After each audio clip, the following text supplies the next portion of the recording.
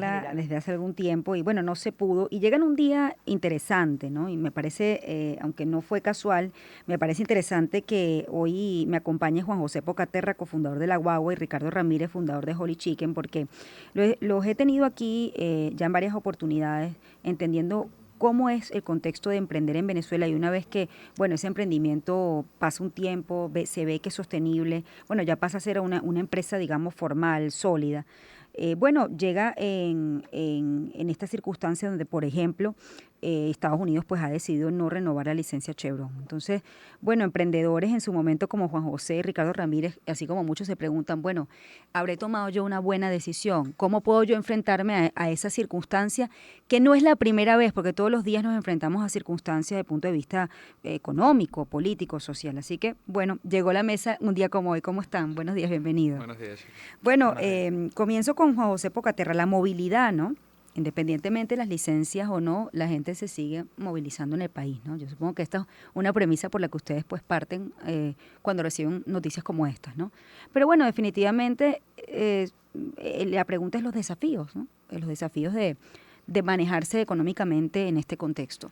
Sí, no, en nuestro caso, a ver, como bien dices, la movilidad es una necesidad básica. Ujú. Y sí, cuando nosotros arrancamos Guagua fue identificando que esa necesidad tenía mucho más potencial de sostenerse en el tiempo y también de escalar a otros mercados.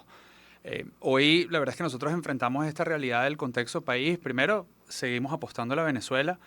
Nosotros pues hemos venido desarrollando no solo el negocio hacia el segmento B2C, que es lo que la mayoría de la gente ve de Guagua, que es la red abierta en determinadas ciudades del país, pero desde hace unos años nosotros nos concentramos mucho en lo que es la movilidad corporativa, es decir, lo que es nuestro negocio B2B, que es hoy por hoy 80% de nuestro ingreso, Ujú. y donde servimos a compañías grandes como FEMSA, Mondelez, Nestlé, etcétera. Y donde la verdad es que nosotros ahí creemos que precisamente este tipo de situaciones donde la infraestructura del país no va a estar acompañada de grandes inversiones por la ausencia de recursos, es donde el sector privado tiene la oportunidad como de meterse y de subsanar esa brecha que puede existir y eso presenta para nosotros dentro de de la mala noticia que representa la no renovación de la licencia, para nosotros representa una oportunidad de seguir creciendo el mercado venezolano, pero la verdad es que nosotros hace 2 años con muchísima intencionalidad y siendo todavía una empresa joven a la cual es muy difícil hacer esto en los primeros años, comenzamos un proceso de internacionalización súper agresivo. Por eso es que hoy estamos en 19 ciudades en 3 países, incluyendo Ujú. Colombia y Guatemala. Nuestro crecimiento fundamentalmente está viniendo de esos países. Incluso en Guatemala es de los mercados que más estamos creciendo de manera más acelerada. Y todo fue un poquito buscando minimizar el impacto o el riesgo y de alguna manera atomizar ese riesgo, distribuirlo entre distintos mercados. Cada uno tiene su particularidad, ¿no? Justo te iba a preguntar. Tampoco es que Colombia está fácil hoy día o Guatemala también tiene sus retos sin duda alguna, pero al final, como todo, en la medida en que tienes esa distribución del riesgo, te permite de alguna manera activar distintas poleas y generar distintas estrategias de crecimiento para lograr que el negocio siga siendo sostenible y siga creciendo. ¿Cómo se enfrenta, digamos, a esta circunstancia? Que no solamente es el tema de la licencia, por ejemplo, el tema de la brecha cambiaria, ¿no? Es decir, es otro de los retos, más que lo que ustedes hacen, es un contacto directo totalmente con el público cada día, ¿no? Bueno, al igual que el caso de la guagua cuando no es corporativo. Pero ¿cómo se enfrentan ustedes a estos desafíos económicos? Sí, claro. Nosotros justo hace poquito cumplimos 5 años y como bien lo decías al inicio en la introducción, ya no somos una empresa quizás tan joven, ya estamos adolescentes, Sí. no somos una empresa constituida ya como una marca grande, pero tampoco somos un emprendimiento iniciando y obviamente en los 5 años nos hemos enfrentado a distintos retos. Ahorita hay muchísimos, sinceramente, casi que todos los años hay uno, pero bueno, al final nosotros nacimos en pandemia, que fue como que uno de los retos mayores y lo supimos aprovechar bien.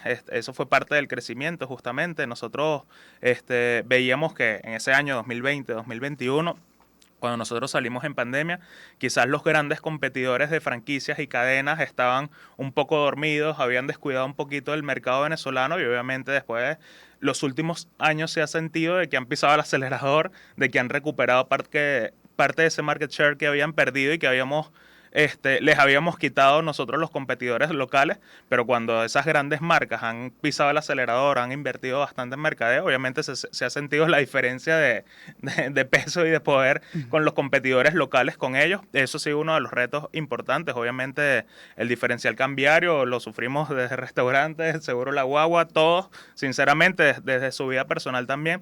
Eso sí, un reto. Nosotros, y justo ayer lo hablábamos con una reunión que tuvimos con los gerentes y eso, obviamente siempre tenemos retos desde parte del país, pero a veces, y se los comuniqué de esa manera, que era como que siempre es fácil decir, bueno, es que por la situación del país no nos está yendo tan bien o está pasando esto. Yo les decía, vamos a concentrarnos en lo que nosotros sí podemos hacer, en lo que nosotros podemos cambiar internamente, y si nosotros estamos haciendo todo perfecto, todo kosher, todo fino, igualito no están dando los resultados, bueno, ahí vemos cómo cambiamos la estrategia y eso. Pero sí, evidentemente es un reto, todos los días, todos los años tenemos un reto nuevo, pero bueno, hay que seguir para adelante, sinceramente. Bueno, y me parece interesante esta forma de pensar. Bueno, yo lo que sí puedo controlar, ¿no? ¿No? Sí. Creo que es fundamental, hay cosas que no están fuera de mi alcance. Pero el tema también tiene que ver con el ánimo, ¿no? Es decir, bueno, uno enfrenta esta cantidad de desafíos, cómo a lo largo del tiempo ustedes pues han logrado sortear esas dificultades para que no haya desesperanza, bueno, haya el ánimo de seguir creciendo, porque bueno, me imagino que la intención es crecer, ¿no? Bueno, si eso realmente es posible, ¿no? En contextos como este. Sí, yo creo que ahí justamente por eso empresas, especialmente jóvenes, y nosotros lo decimos mucho, lo tenemos como mantra en el equipo, que es nosotros más que gerentes en ese tope de la cadena alimenticia dentro de la organización, buscamos es líderes. Y líderes al final del día es personas que todos los días se despiertan entendiendo que el propósito que nosotros estamos buscando, o sea, lo que nos mueve, ese propósito que nos mueve es solucionar el problema de movilidad diaria de los colaboradores en América Latina.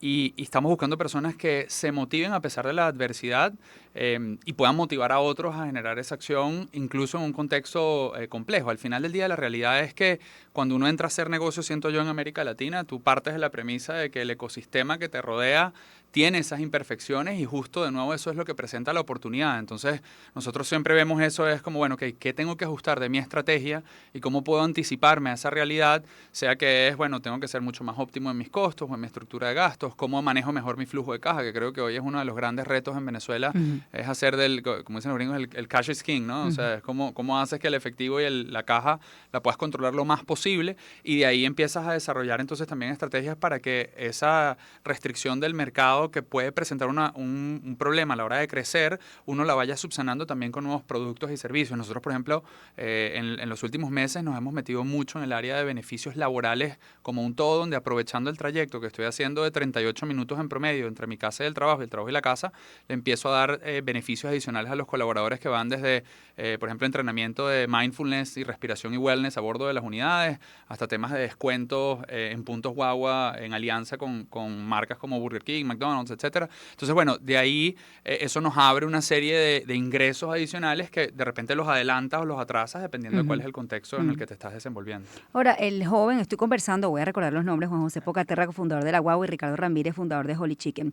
El joven tiene una visión, yo no diría más optimista, pero quizás más arriesgada, ¿crees tú? Que empresas, digamos, te lo pregunto porque Holy Chicken, como tú dices, es una empresa, no es nueva, pero es una empresa joven. Sí, sin duda. Las empresas jóvenes ven la situación con un poco más de riesgo que quienes tienen más veteranía en el mercado. Sí, yo creo que sí. También dependerá un poquito del perfil. Yo me he dado cuenta, yo soy un poco más arriesgado que mi socio. Mi socio es un poquito más conservador. Eso es bueno. Sí, tener sí. equilibrio, No, ¿no? creo que hace falta, hacemos un balance ahí importante.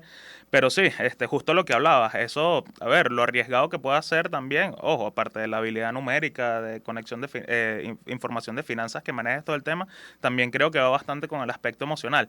Y quizás si tú eres una persona muy arriesgada, muy eso, bueno, al mismo tiempo, las mismas consecuencias que están pasando y los mismos casos a los que te enfrentas año a año, te va haciendo quizás un poquito más conservador. Nosotros siempre echábamos broma que era como que, bueno, esos empresarios,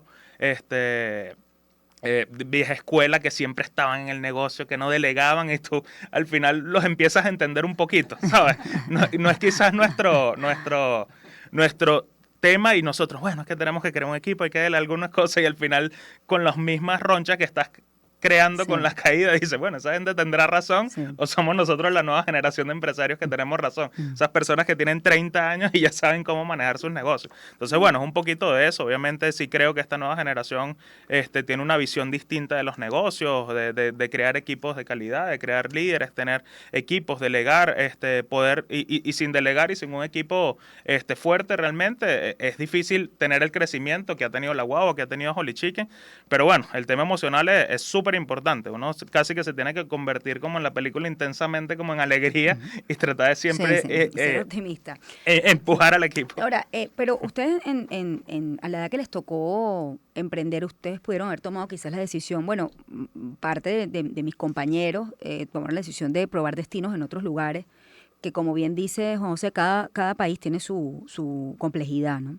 Pero bueno, no es menos cierto que desde el punto de vista económico, económico y político, Venezuela ha sido muy inestable, ¿no? Entonces, me parece interesante conocer la historia de Holy Chicken y luego de la Guagua. Es bueno porque ustedes decidieron que aquí había una oportunidad, ¿no? Esa historia me parece interesante de contar, Claro. Ricardo. A ver, yo estoy emprendiendo desde el 2015, empecé a emprender bastante joven, desde los 17, 18 años. Tuve una empresa, una franquicia de cotufas saborizadas, donde nos fue súper chévere, se llamaba La Cotu.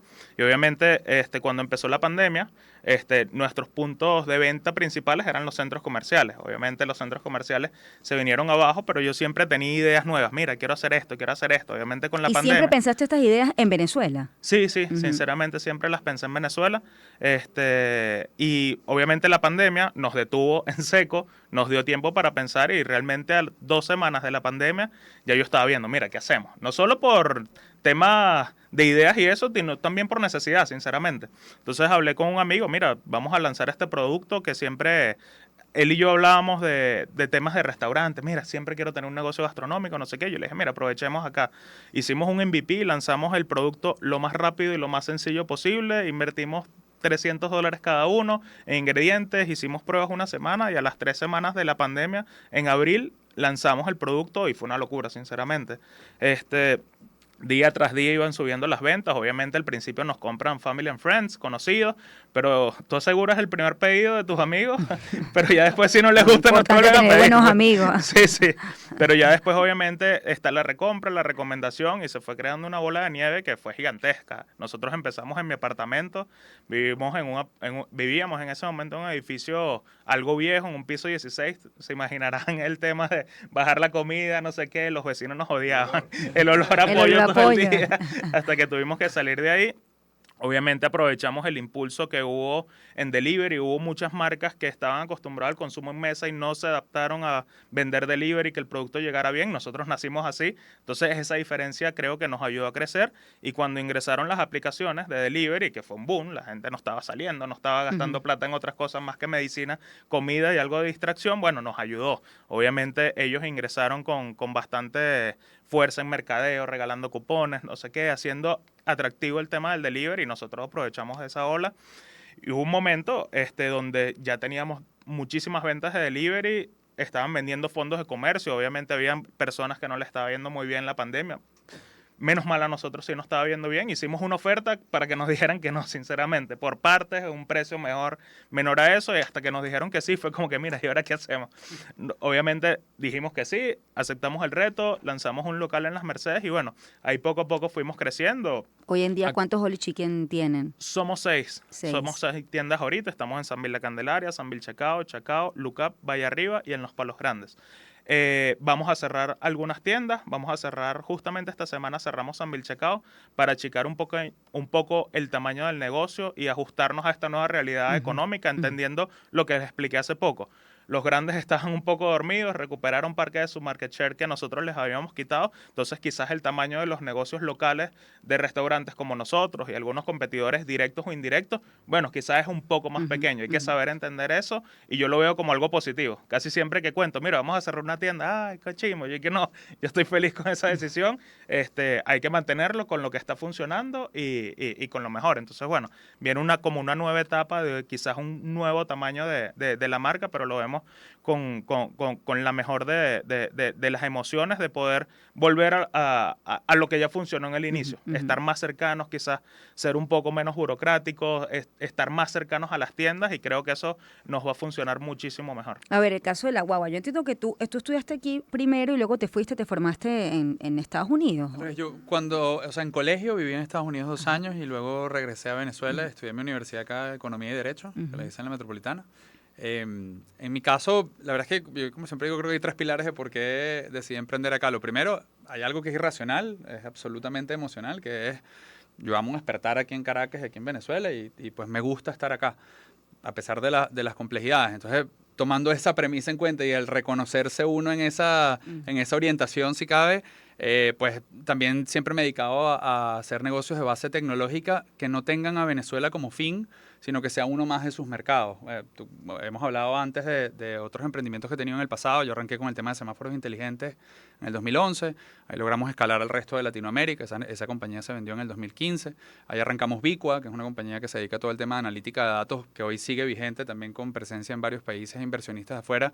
Y de ahí transicioné en el 2021 cuando abrimos Guagua como un tercer derivado de esa visión, y fue siempre con la mirada de, bueno, hay oportunidades que existen en Venezuela, que además, como en estas crisis, la mayoría de la gente emigraba, y yo creo que eso abría una oportunidad para que uno pudiera ofrecer y ser un actor diferenciador, o diferenciado, mejor dicho, en el mercado venezolano, pero sabiendo que esto es una plataforma donde también te da oportunidad de poder ir a otros mercados, y entonces tener como norte que Venezuela fuese uno más de esos mercados, y de ahí poder seguir apostándole a que nuestra mirada siempre ha sido latinoamericana, o sea, no ha sido solo, no es como el venezolano que se queda en Venezuela para apostarle a Venezuela desde un cliché, sino que yo creo que aquí siguen existiendo oportunidades de mercado, pero también creo que uno tiene que entender que esa realidad, como ese vaivén que tú describiste en la pregunta al principio, pues uno tiene que surfearlo, y por eso también, mientras más puedas hacer, puedas construir un entramado que va más allá de las fronteras del país, también es un aporte que uno puede dar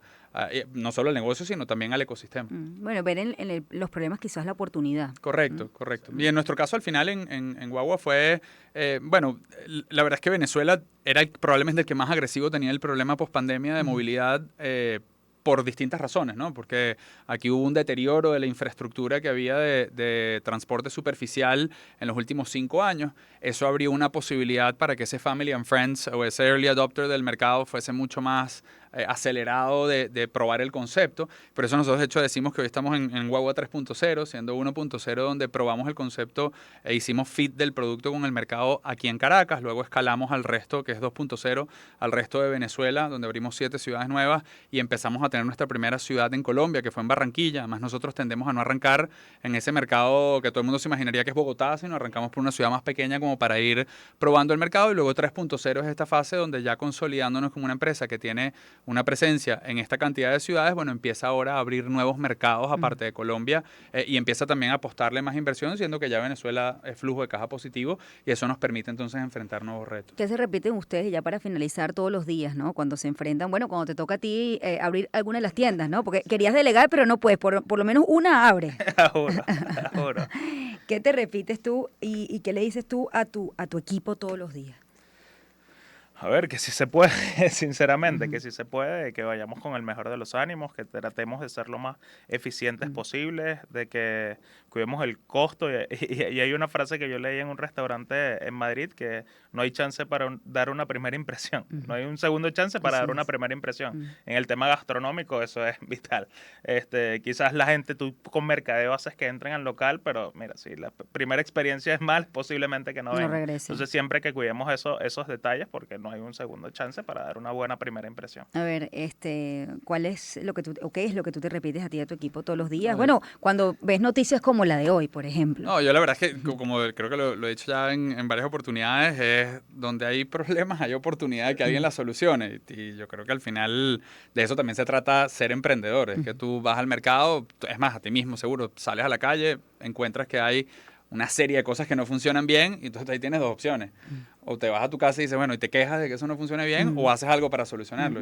Yo me tiendo a estar dentro de ese segundo grupo y eso hace que naturalmente con las ideas fluyan, pues empiezas a construir negocios alrededor de eso para hacerlo sostenible. Bueno, maravilloso, en medio de noticias, digamos, negativas. Me ha encantado tenerlos aquí con alguna dosis de optimismo, que estoy segura que viene también con la juventud. Por cierto, aquí están preguntando, la guagua 4.0, poner más horarios en low cap, están pidiendo. Sí, estamos ¿Por qué aprovechan? Total, Pero está tenemos muy una bien. expansión interesante que hacer en Venezuela. Nos habíamos dormido un poquito por la expansión internacional, pero creo que a partir de este año vamos a empezar a ver más frecuencias en la red abierta. ¿Y de Holy Chicken tenía en lechería? Sí, teníamos Aquí está, lechería. que ya cerraron y dice, ¿por qué cerraron si era divino?